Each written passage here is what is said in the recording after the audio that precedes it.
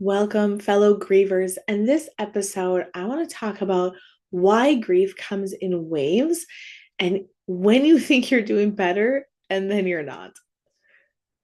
So, welcome to the podcast. And this episode, I want to talk about why grief comes in waves. And so often, I coach people who are like, I don't understand. I thought I had moved past this. I thought I processed this. I thought I moved on. And now I'm not okay. And in fact, I feel worse now than I did when they first died. And this can even be if it was 6 months ago, if it was 2 years ago, if it was 5 years ago. Because what happens is grief comes in waves. And so we kind of like fight, flight, or freeze to deal with that wave. And then we just are like, okay, woof, that's gone. I'm better. A wave is never going to come back again. And it's not how the ocean works, right? Like the reason that we say grief comes in waves is because there are days where the ocean is as calm as can be. Then there are days when there are waves that are so high that nobody should be out there, right? Like it's turmoil. And so that is how grief is. And we understand that with the ocean. We know that there's always going to be waves again. We know that. We don't think anything's gone wrong. But with our grief, we're like, oh, there was a wave. Okay, great, it's gone. There's never going to be a wave again. And move on, move past it. I'm better. I'm fine. And that is what I like. That is where I see people struggle, right? I don't want to say it's a mistake because it's just human tendency to be like, oh, good, that's past. Now I can be happy. Life's back on track. And then life happens and things come up and we're hit with a wave again. And then we flounder and we struggle. And so when this happens, okay, I want to talk about a few things, right? Like where we can kind of be triggered, especially unexpectedly. When we think, great, I've processed it, right? Like things are so much better. And a lot of times this can be triggered by like a memory of something. And memories can come, when you see an item of clothing or hear a song or you're in a store and you see something that they would have loved. Like anything can bring up a memory. Another one that can bring up memories that like I we have I don't want to say less control because we don't really have control of what plays on the radio, but we can change the channel, right? If we see something in the store, we can walk away. But dreams. For me, I've had a few dreams that were really, really like they were triggering.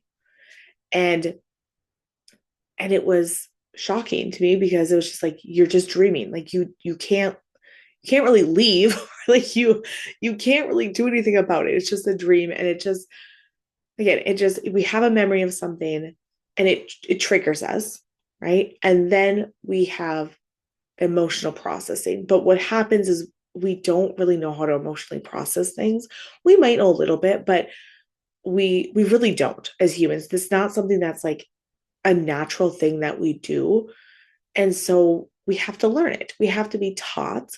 And most people don't see that, don't recognize it. And then we get stuck in the cycle again, right? We're like, oh, good, that wave is gone, crisis averted. And then it comes back. And not only does it come back, it comes back even stronger and harder because we really didn't emotionally process the first wave that hit. And now there's another one and another one and another one. And then it piles up. So what I want to kind of break it down a little bit, and I really want to talk about the emotional processing part. So when a wave, quote unquote, hits, what we as humans tend to do, again, and this is just our human brain, we have again, it's a stress response, so we tend to fight, flight, or freeze. So again, that's natural, that's normal, right? But as humans, we want to start to practice the awareness of like, oh, I'm in a grief wave right now and I'm having a stress response. And then to ask yourself, like, what am I feeling?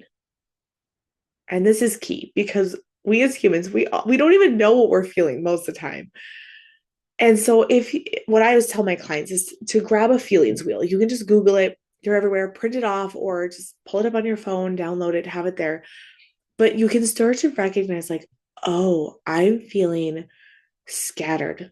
I'm feeling lost. I'm feeling despair. I'm feeling distrust because, like, if this person died, like, what else? Who else is gonna die? Right? Like, so just noticing and seeing what you're feeling, be like, okay, this is a grief wave. It feels like this, and pausing and allowing that feeling.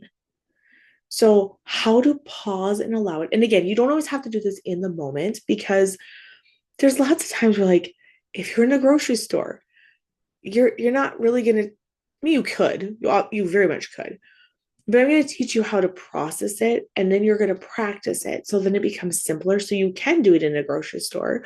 Or if you're like, I'm just going to, when I go to the car, I'm going to take 2 minutes and I'm going to process this. And I'm going to sit with it. And I'm going to move about my day. Or you can, in hindsight, if you don't recognize it in the time, you can process it later because our brains don't understand things that have happened in the past, the present, or the future. If you think about something, it feels like it's happening right now. So then you can just process it later on. So yeah, when this grief wave hits, at some point we're going to recognize, oh, there was a grief wave. I felt blank. I felt well, so I'll give an example. So I had a dream one time. This was my dad had died in July, my mom died in December, and it was probably February or March when I had this dream. No, maybe it was a little sooner. It was shortly after my mom died. And I had a dream that was so real, so vivid, where my mom was at her house, sitting at her kitchen table. I was like, Mom, where have you been? We've been looking for you. So I think it was a few weeks after she died, or maybe even during, like, no, it was after.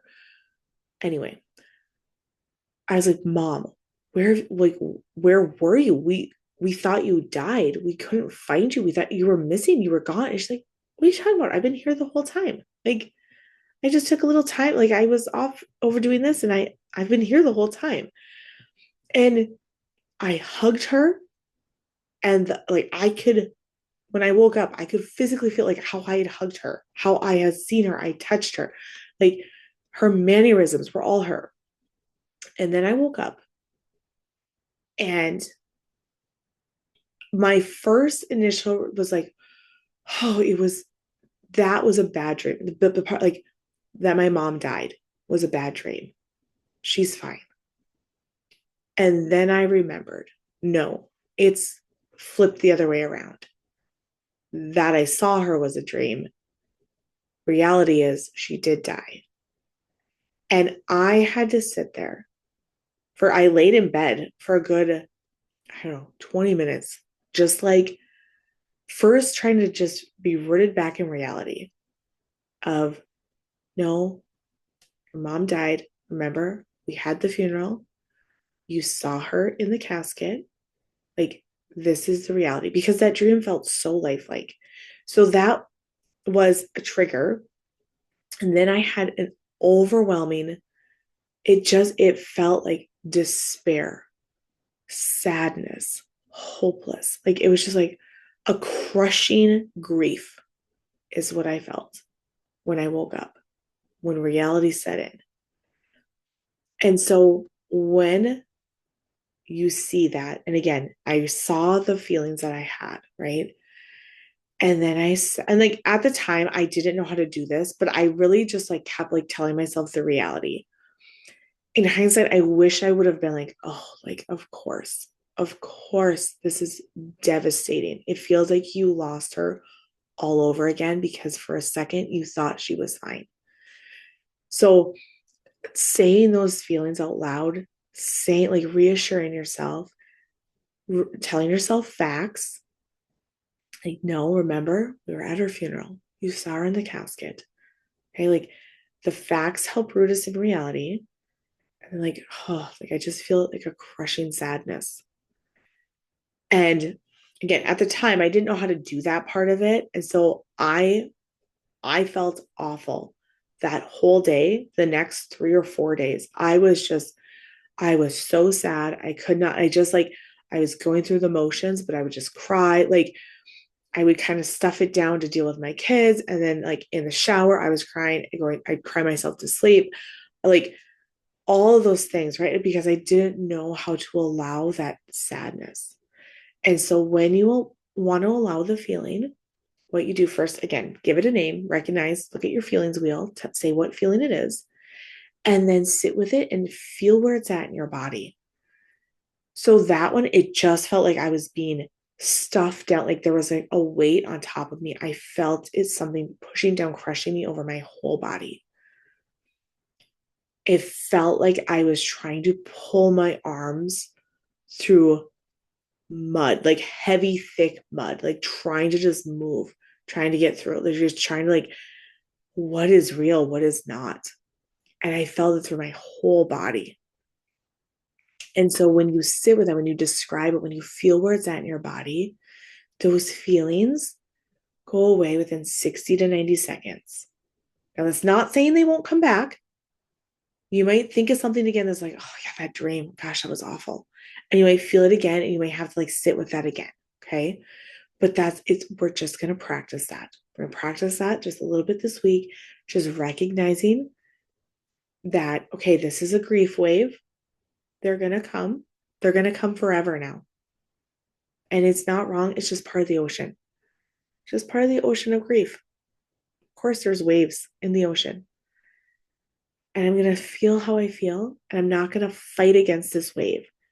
Right? Because you know how they say, like, when somebody's being rescued, like if they're out there struggling in a wave and they go get rescued, the person that's being rescued is supposed to just relax and trust that the person rescuing them will get them out. And that's what I'm asking you to do in these situations. And it feels like it feels counterintuitive, right? You want to fight, you want to like run from it, you want to like panic, but like that makes it worse. And so just like when somebody's struggling when they're swimming, like we want them to relax so we can get them to safety. You want to relax. You want to just allow what's happening, just allow that wave, that water to crash over you, and it'll get better. It'll go away. Okay. So that is what we're going to practice, of allowing it and just allowing it to wash over you instead of fighting it. Okay. And this, again, this takes practice and it is a work in progress.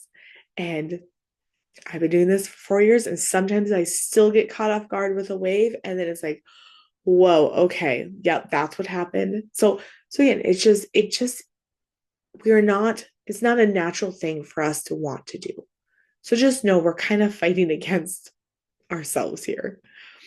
So if a wave of grief feels overwhelming or unpredictable, you are 100% absolutely all the time welcome to schedule a free grief consult at catholicgriefcoach.com, and I will help walk you through this wave. You are so loved, and we will take the next steps together.